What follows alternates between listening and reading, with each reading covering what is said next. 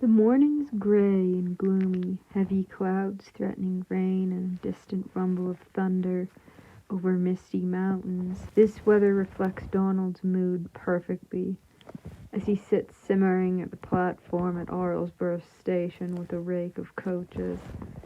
They are ducks, for the western engine is away for routine maintenance and Donald has been called in to run his trains for the day. He doesn't particularly like taking passengers. They complain a lot, and on the off chance they're not, they remind him painfully of double-heading stopping services with his twin brother on their old line. But Douglas is gone now, cruelly scrapped while Donald was saved and hauled off to a new life he did not want, not without his brother. You would have liked it here, Doogie. He blinks back tears and stares solemnly ahead as the passengers finally begin to gather. He doesn't usually take them, and they don't often see him as he tends to stick with goods. So they look and whisper. Sodor is infamous for its brightly painted sentient engines, so they are unused to the silent, dark figure before them. Donald doesn't particularly care, though, and lets steam whisper out from his undercarriage as he waits. Often, he sees the regular passenger engines speak briefly with passengers, friendly and cheerful, when they are addressed. Donald is not addressed and does not speak, instead focusing his attention on the tracks below him. He schools his features, carefully blank, when the station master glances his way. Once, he'd been told that passenger engines should smile, to make their passengers feel welcome. But Donald doesn't smile, not anymore, not without Douglas. Small footsteps sound nearby then, and he looks up to see a small child running towards him. He cringes, inwardly hoping that the child doesn't try to touch him. He doesn't like to be touched by strangers. It reminds him of things he'd rather not remember, and it wouldn't be the first time someone had burned their hand on the scalding surface of a steam engine boiler. Instead, however, the child stops and points, calling back to his mother. "Mommy, Mommy, why is he painted black? Is he in mourning?" Donald feels his boiler run cold. The fact that the child even knows of such a thing makes him feel sick. The fact, then, that if it's obvious enough for a small child to pick up on, is he really fooling anybody? He'd been playing this game, pretending at being whole and fine since the day he'd arrived here, and he knows he's not very good at it. Doc had seen through it within the first week, and Edward, though he's never addressed it directly, knows something is wrong, Donald is sure. But he doesn't want to just give up and tell them the truth, doesn't want to dredge up that story, his last memories of his twin, because he knows it will only make living without him harder. He doesn't want the other engine's pity, or the looks he knows he'll get when they think he's not looking. But, he says, before the child's mother can scold her son, "You're very observant, wee lad." His voice comes out low and strangled, a rumbling accent that might have been calming under other circumstances. I lost my brother a while back." The boy looks up at him, curious. "I didn't know engines could have brothers," he says. "I thought that was only a people thing." "Aye," Donald replies. And he doesn't feel so distant now. Dougie was my twin. We worked together every day. I miss him very much. A tear blossoms in his eye and runs down his cheek. "Oh dear, don't cry," the mother says kindly. "I'm sure he wouldn't want that." "But what happened to him?" the boy asked innocently. "I don't think I ever saw him here." Donald thinks he might be starting to disassociate again as he replies. The Fat Controller didn't want him. and the other railway on the mainland didn't want him either. They didn't like steam engines there anymore, he says, purposely keeping it vague for the child's sake. The mother catches on quickly, though, and her face falls in realization. Donald looks away, holding back heartbroken tears. It's awful, the woman says. Then, what they're doing, I don't understand it. You steam engines, you've worked so hard for them for so many years, and this is how they repay you? It's disgraceful. They could at least keep the sentient ones. Aye, Donald agrees heavily. He thinks depressedly that if they were human, Douglas's death would have been considered murder and someone would have been punished for it. But they're not, and it isn't, and that makes everything all the harder. One day, the woman continues, you will have rights. You'll see. The guard's whistle sounds then, and Donald whistles back, a deep, sorrowful sound. The mother and son disappear behind him to get on board, and when they're gone, out of the station and down the line, his wheels pound the rails as his tears finally fall.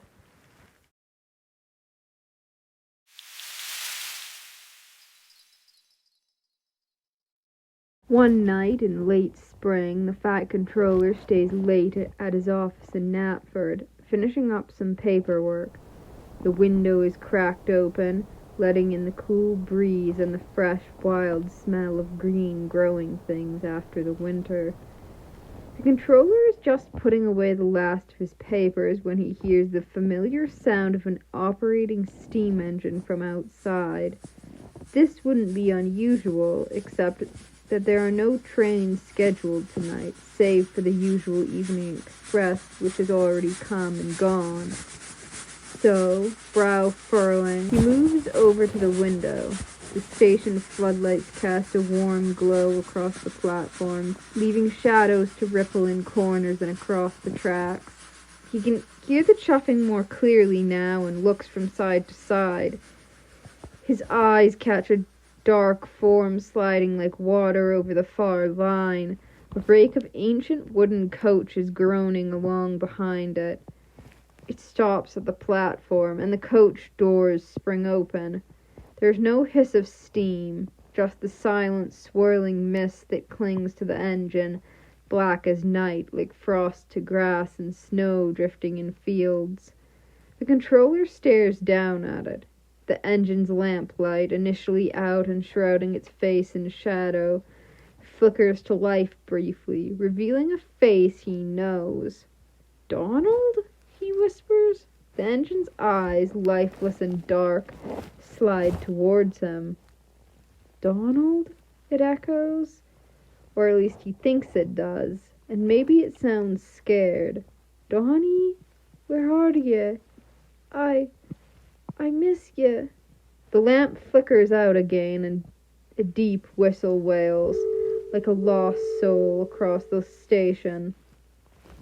For someone like the fat controller, who has only ever known Donald, the difference is subtle enough to be missed.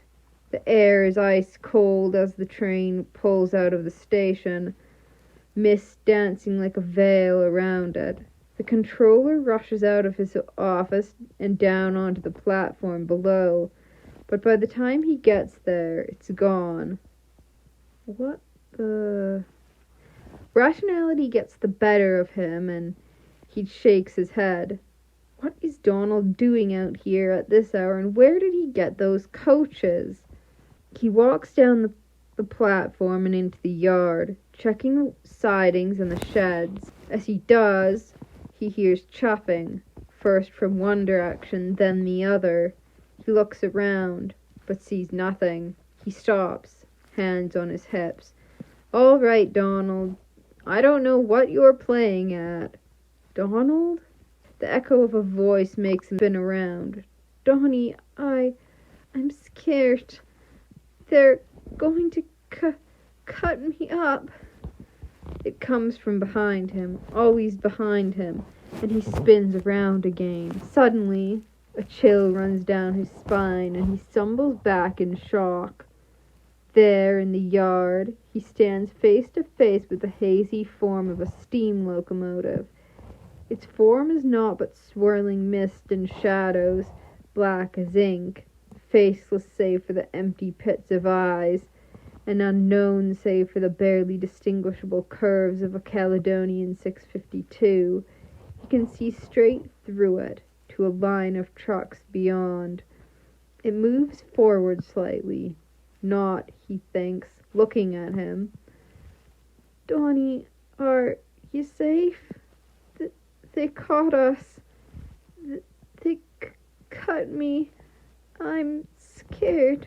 I miss you."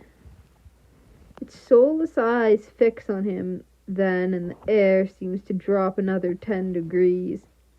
"You..." And then it was gone.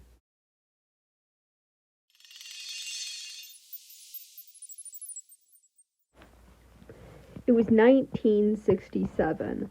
The night was pitch dark and silent, masking the form of a wayward tank engine fleeing across the other railway in hopes of finding safety on the island of Sodor.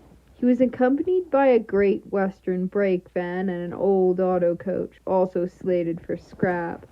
They were somewhere around Barrow-in-Furness when they ran into trouble. "Well, that's the last of it," said the fireman, scraping the last of the coal from the small engine's bunker. "That's it? We'll never make it over the bridge on just that little bit," the driver exclaimed. "I won't give up," the engine called to his comrades, determined. But he could already feel himself losing steam. The outcasts trudged on, until the old engine let out his last puff and could go no further. The crew disembarked to scavenge in the woods along the line for things to burn, leaving their train waiting on the line. "I'm sorry," the engine whispered, downcast. The coach rang her bell. "Never mind, Oliver. You tried. That's all that matters." "You gave us one last run," the brake van agreed. They sat in silence, unable to do anything but accept their fate. Suddenly, though, the quiet was shattered by the wail of a deep-toned whistle. It resonated eerily through the forest, an echo of another time. "Did you hear that?" The engine, Oliver, gasped. "There's a steam engine about! Driver! Fireman!" The men appeared beside them, climbing back aboard.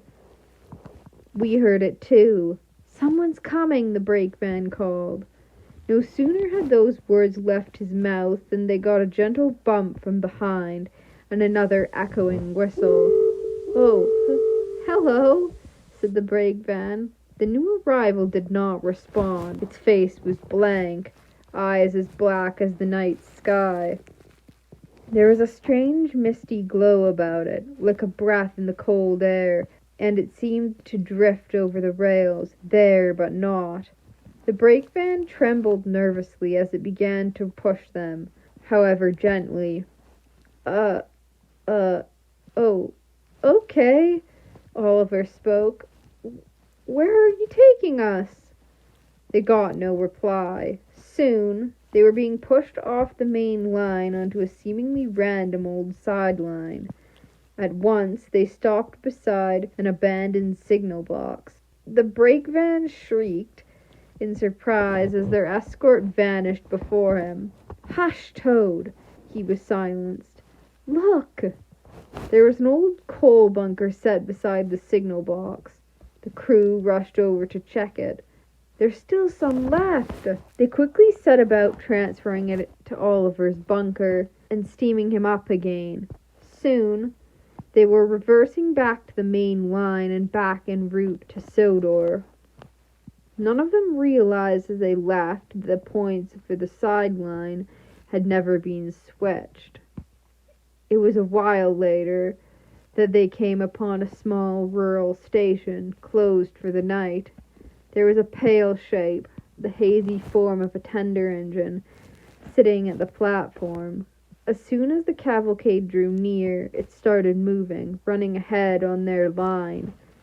Its whistle wailed, the same one from before. "Who is that?" Oliver whispered. They hadn't seen any steam engines running in the area. They were all gone. So who was this one? Was it from Sodor? The whole encounter was strange. The mysterious engine seemed to be leading them, its eerie form flickering down the line just ahead. If they fell behind, it would stop and wait for them to catch up. If they were following too closely, it would speed up. Sometimes it would vanish, only to reappear a moment later a bit further on, but it never disappeared completely, and it never spoke. As the line curved close to the sea, they became lost in the swirling mist along the coastline. Their ghostly escort blended into it, the only sign it was still there being the telltale sound of its pistons pumping and a guiding whistle every once in a while, a shift in the mist ahead. Soon, the lights of Barrow could be seen, glowing against the night sky in the distance. And a few minutes later, the hulking silhouette of a massive bridge was visible against the surface of the water. Their escort led the way across it, and, as his wheels touched solid ground on the other side, Oliver saw a sign beside the line. Words lost to the darkness. "Felches Sodor, you're safe now, wee engine." The words were not so much spoken aloud as they did echo through his mind. They were spoken in a thick Scottish burr, a mix of two languages whispered across the night. Oliver stared ahead at the ghostly form of his escort, but said nothing. The lights of Vicarstown shone through the trees, but they did not stop, instead whistling through the station and further on to the island. The sun was just beginning to rise as they came across the next town. Crovan's Gate, set to a backdrop of distant mountains turned pink by the rising sun. The form of their escort flickered, vanished, and reappeared stationary in front of a large building labeled Steamworks. The cavalcade pulled off the main line and into the shadow of the big works building, breathing sighs of relief. "Thank you, whoever you are," said Oliver. The form seemed to solidify in the pale dawn light. A stark black tender engine with the curves and angles of a Scottish-built 812. Although it bore the livery of British Rails, the space on its tender, where the logo or at least a number should have been, was blank. The air around it was ice cold, its mouth never moving, even as Oliver was sure it was speaking. "I never made it here, like many before and after me. My escape failed, but you did. Make good on your second chance, lucky one. You are among the last of our kind now. Dinna let our legacy be forgotten." Its form began to fade, like dissipating fog, as it began to puff away. Then it paused, so briefly Oliver wasn't sure it actually had. "Wear my number 10 with pride, wee engine."